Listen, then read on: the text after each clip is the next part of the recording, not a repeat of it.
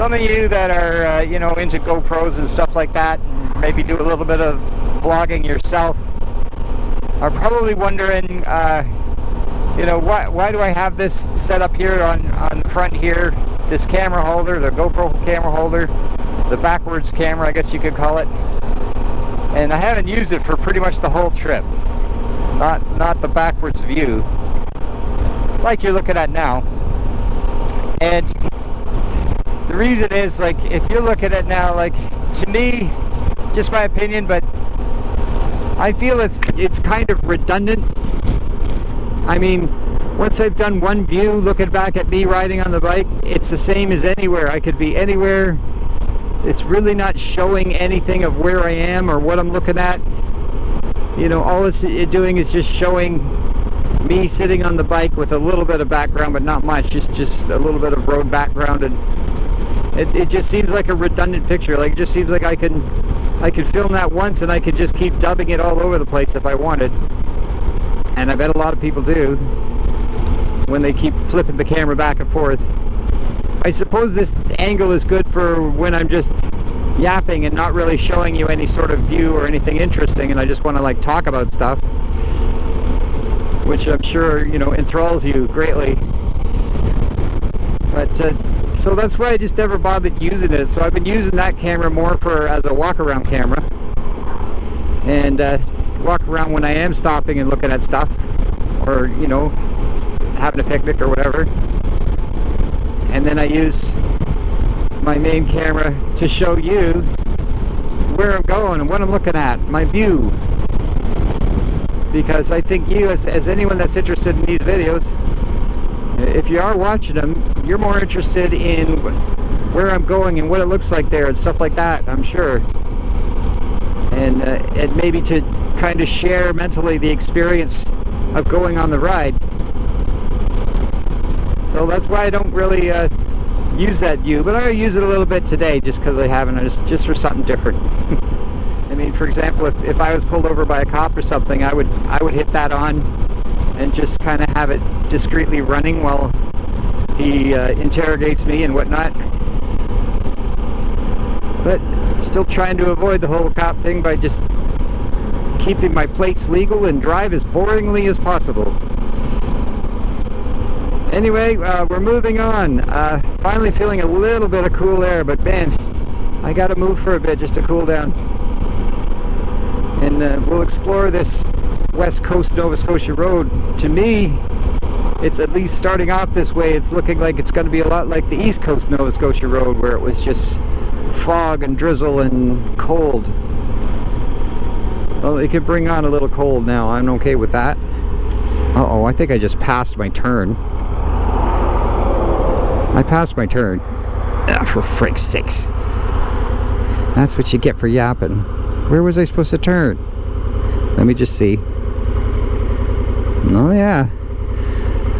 I missed a major turn. Well, nobody coming behind me. This looks like a good spot to turn around. Nobody coming, nobody turning off the highway. Let's go, baby.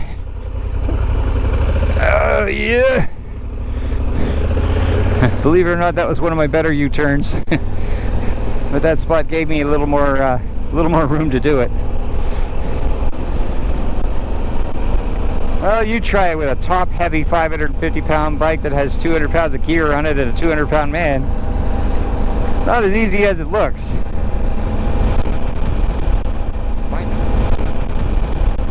My number one goal is to not drop the bike, because it's a big pain in the ass if I do. I have to unload all the gear and everything, and then it's going to take everything I got to get the bike up again, right in the middle of the frickin' road while everyone's trying to get around me. It's just a scenario I don't want to have. So I'd rather just be careful and look stupid paddle duck walking around. Safety first, you know. So I've been asking the guys online about the engine wobble, or not engine wobble, the handlebar wobble issue with these bikes. It kind of wants to do it now, but again, it's when you're going at that speed, about 65 kilometers an hour. It can be on a smooth road, but there's some debate as to whether it's caused by a little bit of irregular tire wear. Could be my tires are getting worn, the balance is going out a bit, but if that was the case, wouldn't it vibrate at all speeds? Or it's just because I've got so much weight on the back. It seems to be a lot of people feel that that's probably the issue too.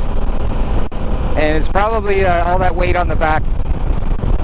It's got the 2 pannies loaded, and that it's got my dry bag, which is pretty heavy, and then it's got the top box. And this is why most adventure bike riders don't like having a top box, because it puts the weight too far back and too high up.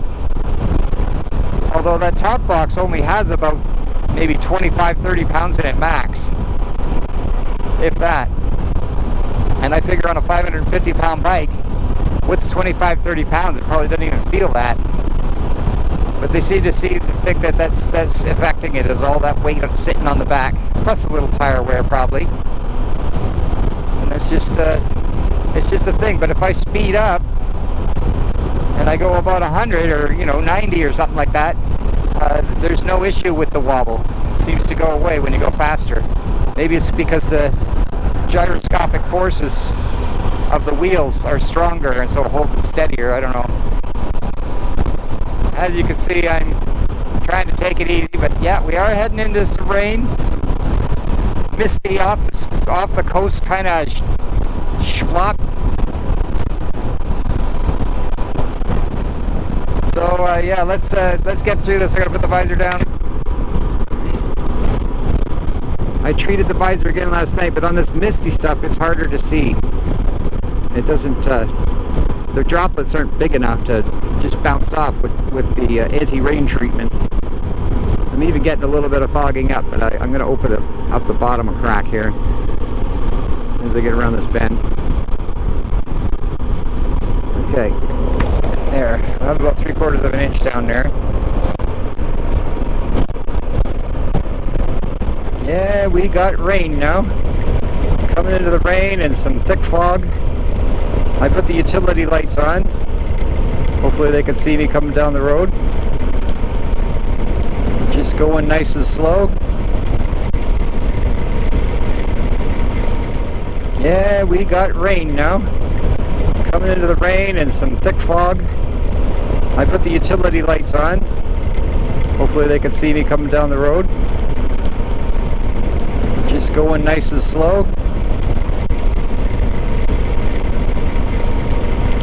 And of course, the heavier this rain gets, the harder it is not to fog up my visor. But so far we've been doing pretty good, and this seems to be the best option for the rain so far, as long as that visor doesn't fog up too much. The treatment I put on it that came with my helmet seems to be helping, but I do have some other options if this gets really bad. Somebody said something about using shampoo on the inside, but I'm worried if I do that, it's gonna make it all streaky and stuff with soap residue. But if I get desperate, I'll try it. See if the shampoo does it. They used to have this stuff that you could get for your windshield and things, and it was like it was like a crayon. It was just a wax stick, and you just like scribbled a little bit on the glass, and then you buffed it in with a cloth, and nothing would make it fog. It was absolutely clear, crystal clear, and nothing would fog it. And that was a long time ago. It was like back in the early 80s. I wonder whatever happened to that stuff, or why they stopped selling it. I don't know, because it was pretty good stuff. So here's your magnificent view of the ocean.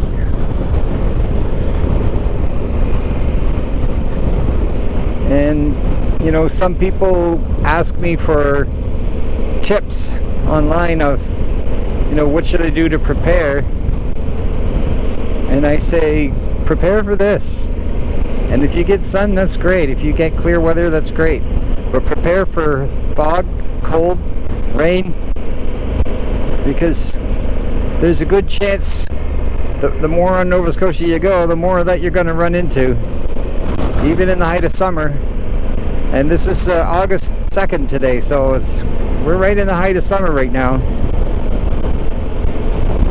But there's just a lot of cold, wet stuff that comes off the ocean and comes across this province, especially on the shorelines. If you go inland, it might probably clear up sooner, but and it's not that you could really complain about it, it's just a fact of nature. It's like saying, why are there maple trees in Canada, you know? Like, it's just there. So that's okay, but just prepare for cold, prepare for fog, prepare for rain.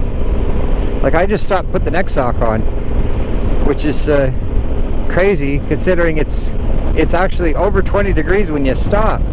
But the reason I don't want it in my pocket is not so much for navigation purposes, is it gets hot, and maybe because it needs to breathe somehow. I don't know. I don't see any air vents on the phone or anything, but for some reason when you put it in your pocket, it heats up. Same with a GoPro camera. It's the same way. If you put a GoPro camera in your pocket, the battery will heat up, and it just gets hotter and hotter and hotter, and it will damage the battery and stuff like that. Now, I do have the side belt clip, but it gets hot in there too if I have the rain suit on. It just gets way too hot.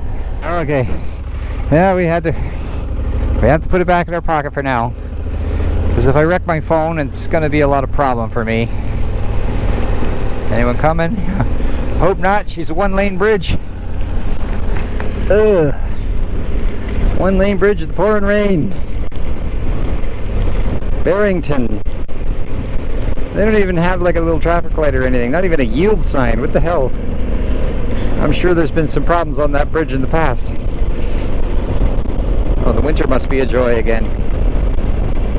Alright, so we're hitting heavy rain again.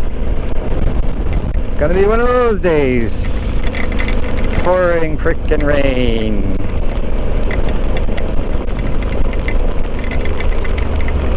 Well, when I get back, I'm gonna certainly say I've been through it all. But at least the road's good, traffic's good, and I don't have to drive through this on a huge highway where everybody's forcing you to go faster. Rain isn't so bad if it's like this. As long as you're geared for it. Nobody's pressuring you to go fast. It's all good things. I'll tell you one thing, on any trip I've ever done, particularly on motorcycle trips, the times that have been the most challenging and you know, trials and tribulations, as I was saying, the times that have been the most that way have been the ones that are the most memorable.